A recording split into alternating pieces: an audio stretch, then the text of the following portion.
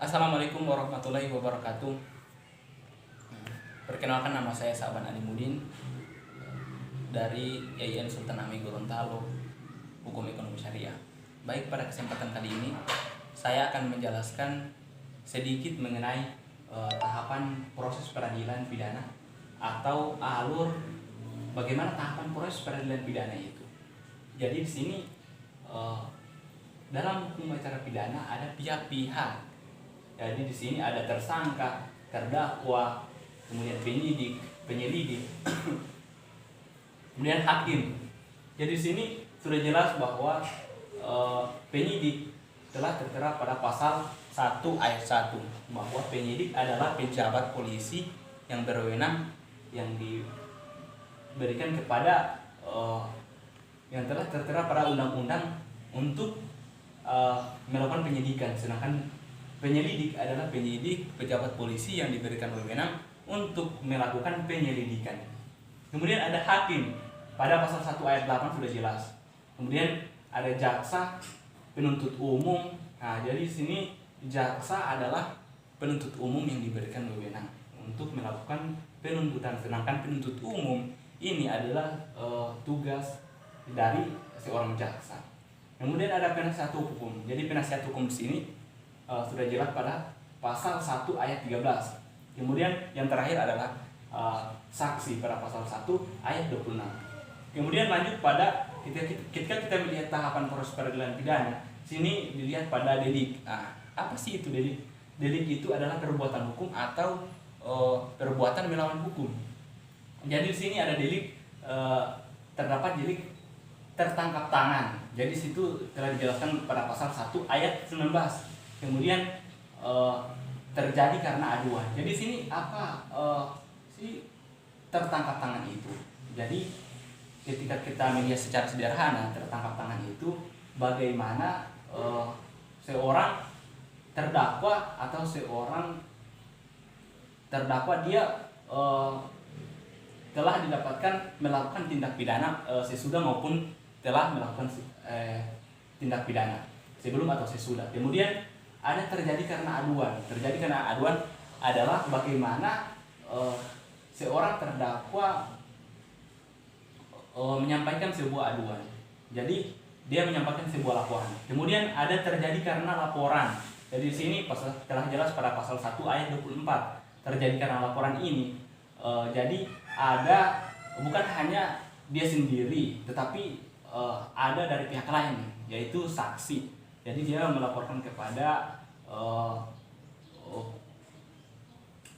penyelidik. Kemudian yang terakhir diketahui sendiri. Jadi diketahui sendiri ini bagaimana seorang penyidik dia melihat dari berita acara atau koran. Jadi dia melihat informasi itu sendiri. Kemudian lanjut pada praadjudikasi. Jadi praadjudikasi ini apa? Praadjudikasi ini adalah bagaimana tahapan-tahapan penyelidik dan penyidikan. Jadi di sini penyelidikan sini jelas pada pasal 1 ayat 5 yang sudah saya jelaskan tadi di sini penyelidikan. Kemudian ada penyidikan. Penyidikan sini terbagi atas dua bagian. Jadi penggeledahan, kemudian ada penyitaan. Jadi di sini penyitaan telah jelas pada pasal 1 ayat 16. Jika kurang jelas maka bisa kita dapat melihat langsung pada pasal 1 ayat 16 tentang bagaimana penyitaan itu. Kemudian penggeledahan ini terbagi atas dua bagian, yaitu penggeledahan rumah dan penggeledahan badan. Penggeledahan rumah ini tertera pada pasal 1 ayat 17 dan penggeledahan badan terdapat pada pasal 1 ayat 18. Bagaimana penggeledahan rumah sih? Jadi penggeledahan rumah itu bagaimana seorang penyidik melakukan penggeledahan dalam rumah atau barang tertutup untuk melakukan barang bukti. Kemudian penggeledahan badan itu adalah bagaimana seorang penyidik melakukan penggeledahan pada badan atau tubuh seorang untuk melakukan atau pakaian seorang untuk melakukan barang bukti yang disembunyikan. Kemudian lanjut pada setelah penggeledahan, kita lanjut pada penangkapan. Jadi di sini penangkapan telah jelas pada pasal 1 ayat 20.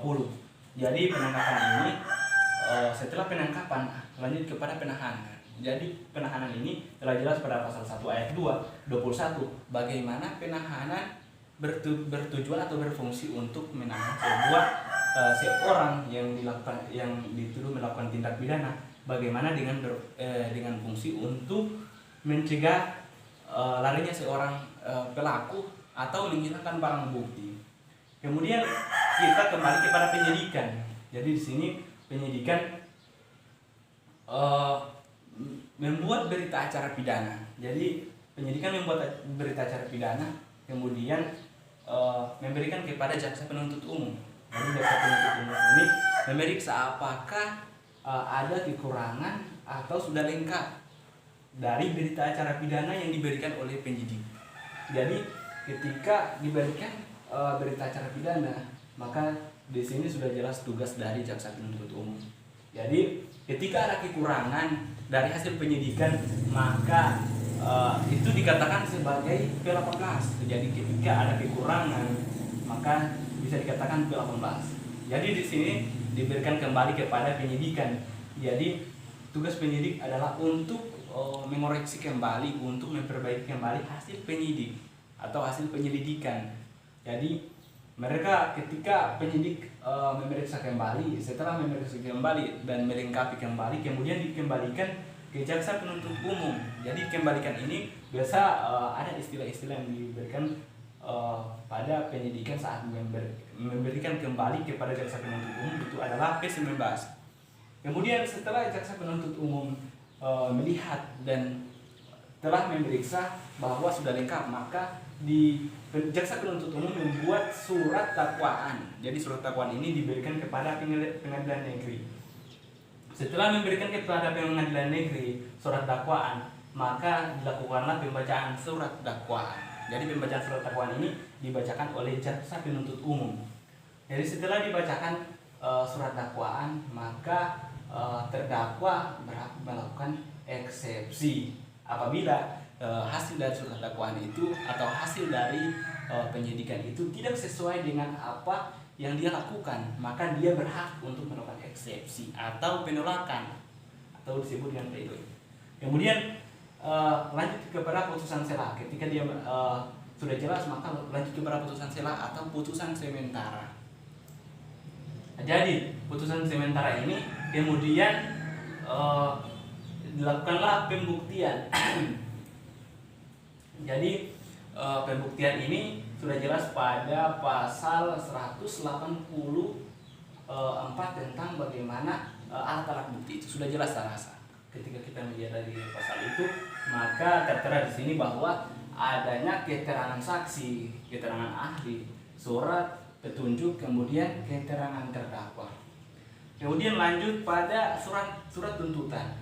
Jadi ketika pembuktian, maka ada surat tuntutan atau ada respon dari hakim.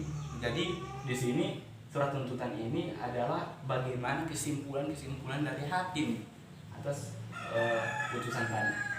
Kemudian setelah ada kesimpulan dari hakim, maka atau surat tuntutan dari hakim atas persidangan tadi, maka diadakanlah pembelaan terdakwa. Jika pembelaan terdakwa ini ketika terdakwa merasa tidak jelas atau merasa tidak sesuai dengan apa yang diberikan oleh data-data dari surat dakwaan tadi, maka si terdakwa bisa melakukan pembelaan terdakwa atau pledoi. Kemudian kita masuk pada replik atau jawaban penggugat. Jadi di sini ada jawaban penggugat. Kemudian ada jawaban atau respon dari duplik atau tergugat. Setelah mereka melakukan diskusi antara replik dan duplik, jika kurang jelas atau jika belum menemukan sebuah titik terang atau sebuah keputusan yang jelas, maka dilakukan atau diberikanlah musyawarah majelis. Jadi musyawarah majelis ini adalah hakim-hakim melakukan musyawarah secara tertutup dan dengan tujuan mendapatkan sebuah keputusan yang jelas. Jadi di sini adalah keputusan yang jelas dari hasil musyawarah dari majelis atau hakim-hakim tersebut. Nah, jadi Inilah yang dapat saya sampaikan. Lebih dan kurangnya saya mohon maaf. Wassalamualaikum warahmatullahi wabarakatuh.